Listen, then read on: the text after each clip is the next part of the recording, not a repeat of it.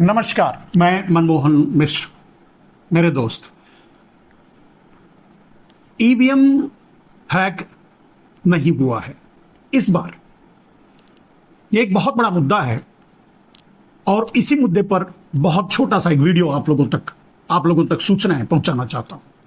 और खास करके ईवीएम के बारे में जो बात चली है वो इसलिए चली है क्योंकि एलन मस्क ने ईवीएम पर सवाल उठाया है कि ईवीएम हैक हो सकता है। अब सबसे बड़ी बात, ईवीएम का जन्म क्यों हुआ? इलेक्ट्रॉनिक वोटिंग मशीन का जन्म क्यों हुआ? इलेक्ट्रॉनिक वोटिंग मशीन पूरी दुनिया में शुरू क्यों हुआ? कुछ देश उसको अपने चुनाव में प्रयोग करने लगे। ये सब क्यों हुआ? इसका उत्तर है, ईवीएम का निर्माण ही हैक करने के लिए किया गया था। भारत में जब से ईवीएम आया है तब से मैं इसका विरोध कर रहा हूं। दुर्भाग्य से तब मैं मोदी के पक्ष में, बीजेपी के पक्ष में था। 2014 में जब नरेंद्र मोदी की सरकार बनी, नरेंद्र मोदी ने अपने सारे वादों से यू टर्न लिया।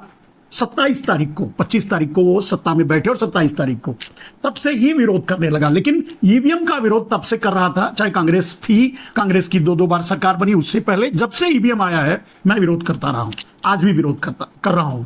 और वो इसलिए क्योंकि ये बात मैं जानता हूं, ये बात हर पढ़ा लिखा आदमी जो अंतरराष्ट्रीय पॉलिटिक्स को समझता है वो सभी जानता है।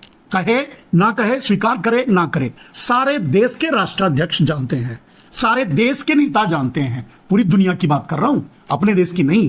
पूरी दुनिया के लोग जानते हैं कि ईवीएम हैक हो सकता है, होता है, और करने के लिए ही ईवीएम का निर्माण किया गया था। आप पूछेंगे ईवीएम का निर्माण हैक करने के लिए क्यों किया गया? मेरे दोस्त, आपको पता होगा कि इस पूरी दुनिया में कुछ ऐसे लोग हैं, कुछ ऐसे देश हैं, खास करके उन्हें ऐसे कह सकते हैं, टैगलाइन कर सकते हैं, जितने भी पूंजीवादी देश हैं और जितने भी टॉप सबसे ऊपर बैठे हुए पूंजीपति हैं, वो मिलकर के पूरी दुनिया को चलाना चाहते हैं। पूरी दुनिया को चलाने के लिए उन्हें दो इंस्ट्रूमेंट की जरूरत, दो पंजे की जरूरत होगी, ऐसे कह सकते हैं।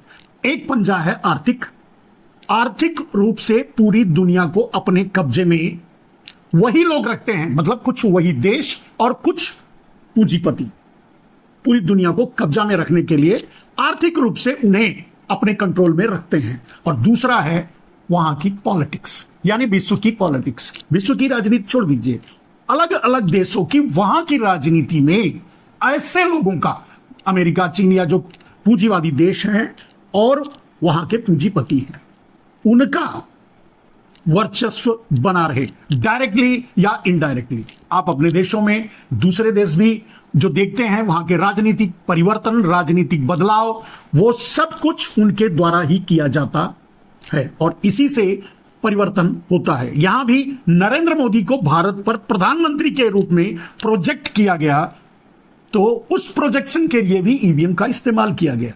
मेरे दोस्त, ईवीएम का जन्म ही हैकिंग के लिए हुआ है और उस हैकिंग के जरिए दुनिया के छोटे बड़े सभी देशों को अपने तरीके से वहां की राजनीति को चलाने के लिए दुनिया के पूंजीपति, टॉप लेवल के और दुनिया के पूंजीवादी देश शामिल होते हैं और करते हैं।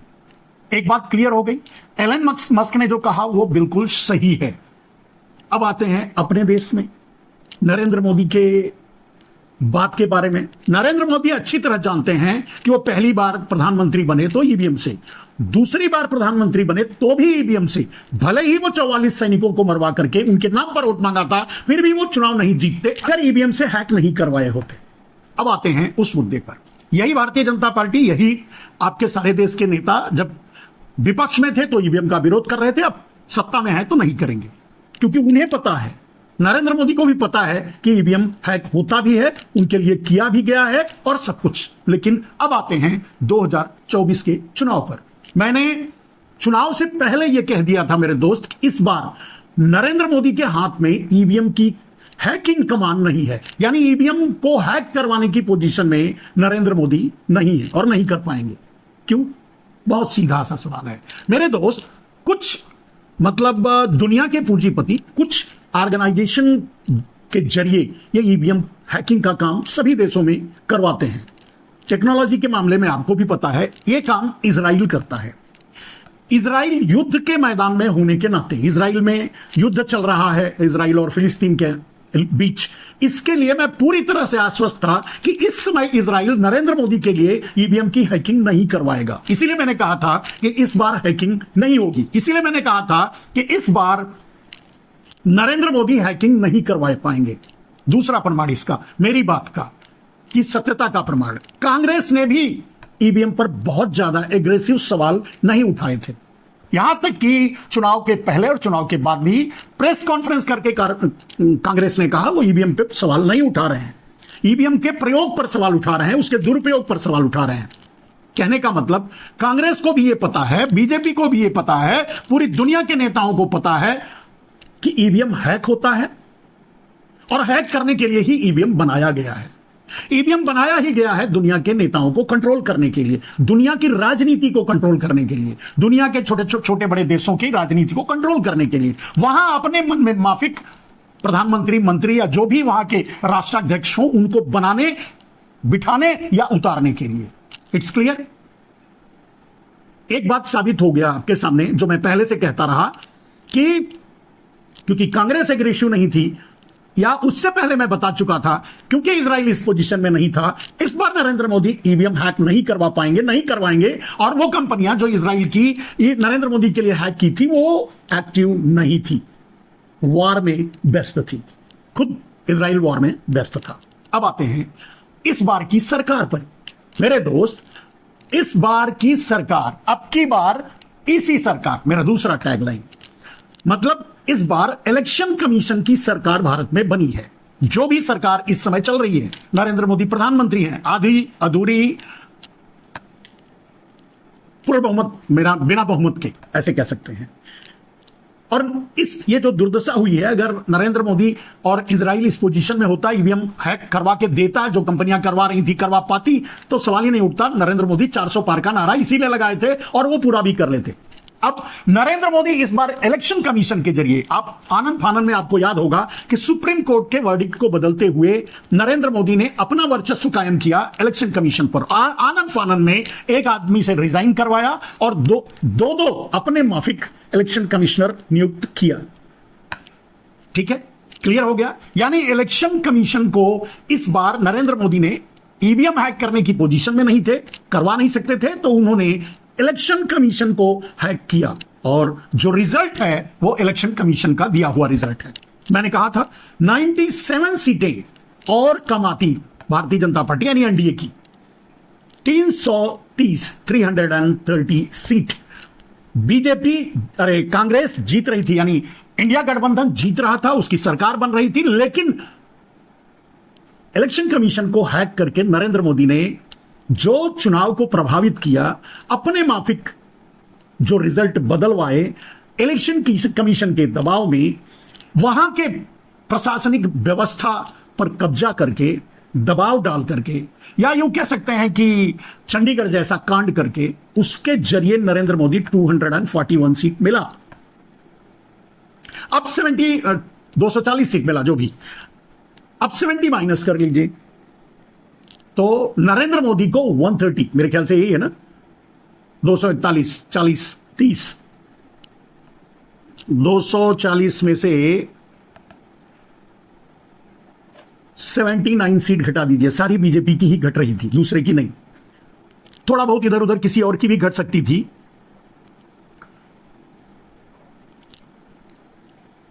161 सीट, यानी 150 के आसपास नरेंद्र मोदी की सीट आती, यानी भारतीय जनता पार्टी की सीट आती। लेकिन इलेक्शन, माफ कीजिएगा, 97 सीट, और 97 को माइनस करेंगे तो 3 और 4, 3, 13, right 143, 240 seat Bharatiya Janata party ने जीता है। वो 140 सीट उनको, 143 सीट उनको मिलने वाली थी। लेकिन 97 सीट पर जबरदस्ती जो फैसले करवाए नरेंद्र मोदी, इस चंडीगढ़ वाली स्टाइल में, हरियाणा वाली स्टाइल में, उसके कारण वो इस समय कम से कम सरकार बना लिए हैं। अब वो कुछ भी बोल सकते हैं, कुछ भी कह सकते हैं, अगर जांच हो तो ये बात सामने आएगी। वैसे भी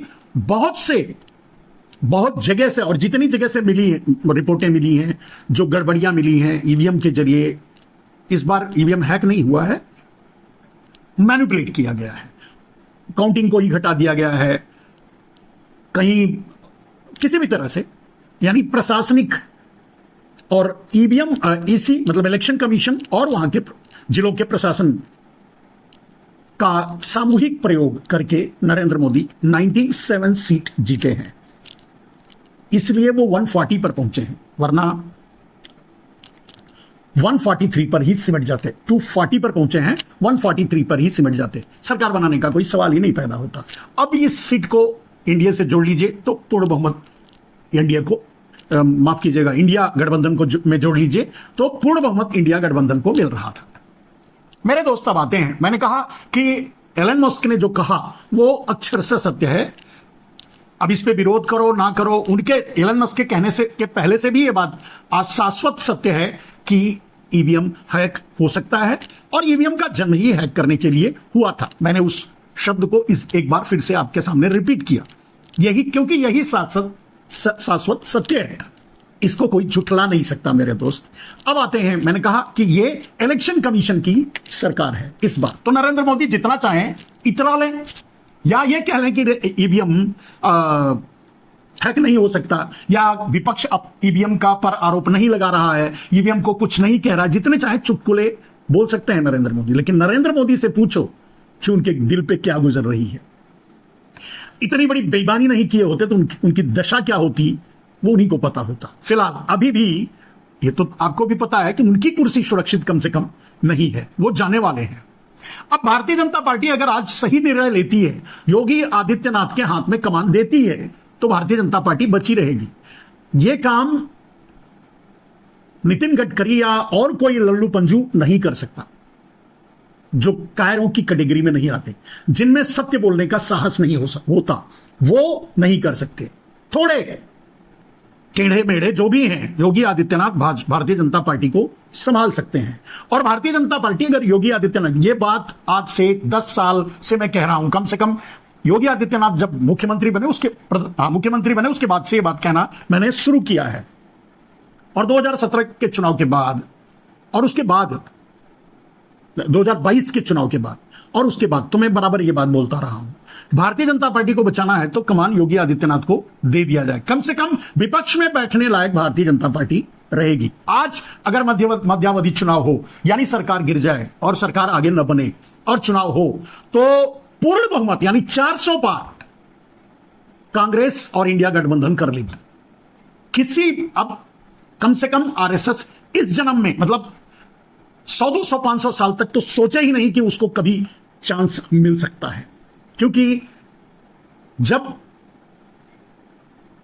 आरएसएस को चांस मिला और अटल बिहारी वाजपेयी एक बार 2 बार गिरते पड़ते सरकार बनाए, तब भी उन्होंने यही काम किया था, पूंजीपतियों की चौकीदारी की थी और इंडिया को फील गुड का नारा दिया था। परिणाम आपने देख लिया, वही परिणाम 2019 में होने वाला था, जिसे नरेंद्र मोदी ने हैकिंग और पुलवामा के जरिए रोक लिया, फिर से प्रधानमंत्री बन गए। इस बार उनकी कोई गुंजाइश नहीं थी, तो उन्होंने इलेक्शन कमीशन को हैक कर लिया।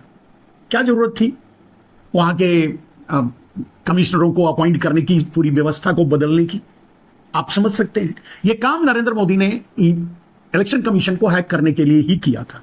कुछ बातें मैंने क्लियर कर दी मेरे दोस्त कि ईवीएम हैक हो सकता है, एलन मस्क सही है, या उसके पहले से भी यह शाश्वत सही है, और अब तक यही होता रहा है, चाहे सरकार किसकी भी बनती रही, किसकी नहीं बनती रही। इस बार ईवीएम हैक नहीं हुआ, क्योंकि इजराइल जो ये काम करता है, ये धोखाधड़ी का काम, वो इस पोजीशन में नहीं था कि वो किसी के लिए काम कर पाए, इसलिए नहीं हुआ। इसलिए नरेंद्र मोदी ने दूसरा रास्ता, प्लान बी पर काम किया, इलेक्शन कमीशन को हैक किया और ये रिजल्ट लाने में सफल हुए।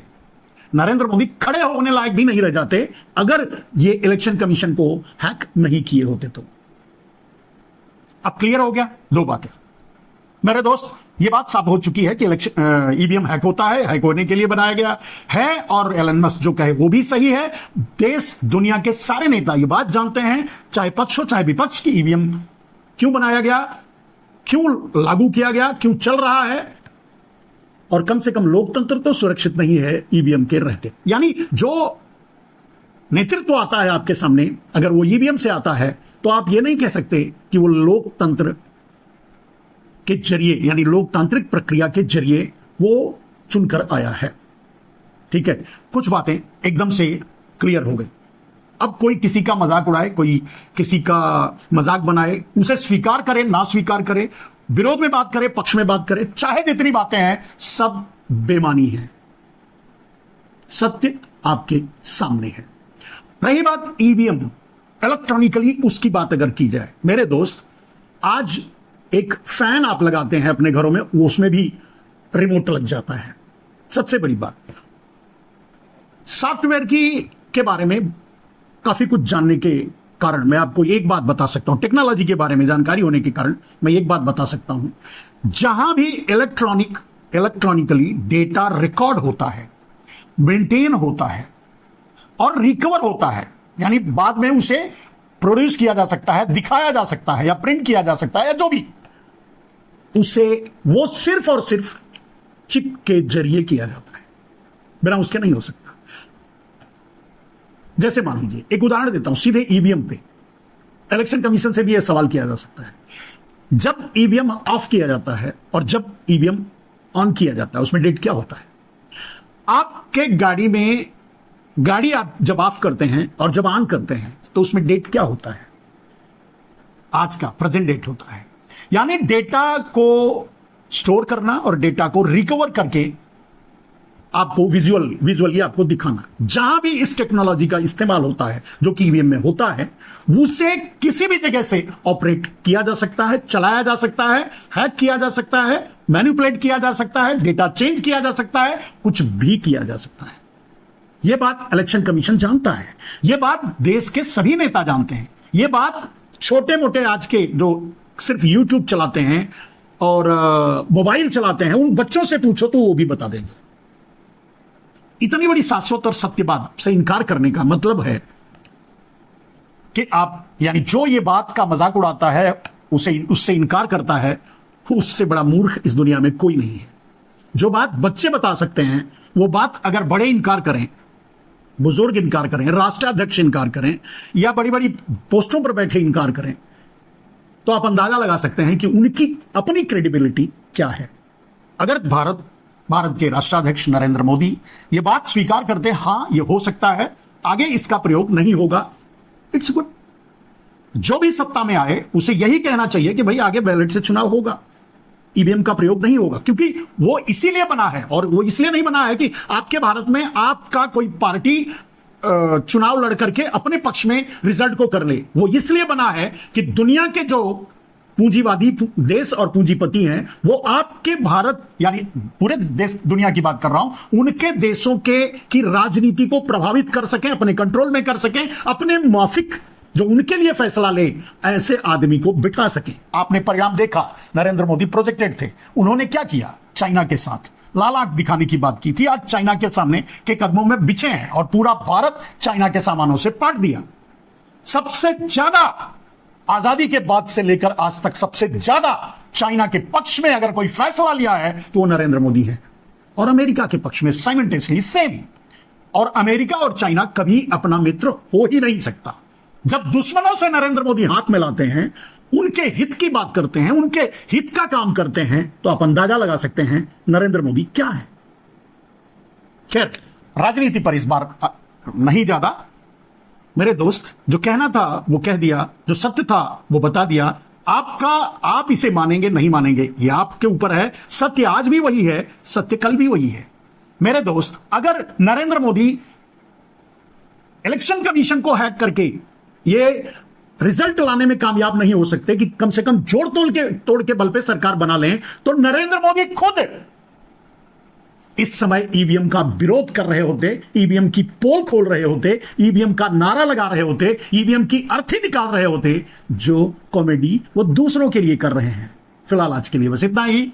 नमस्कार, जय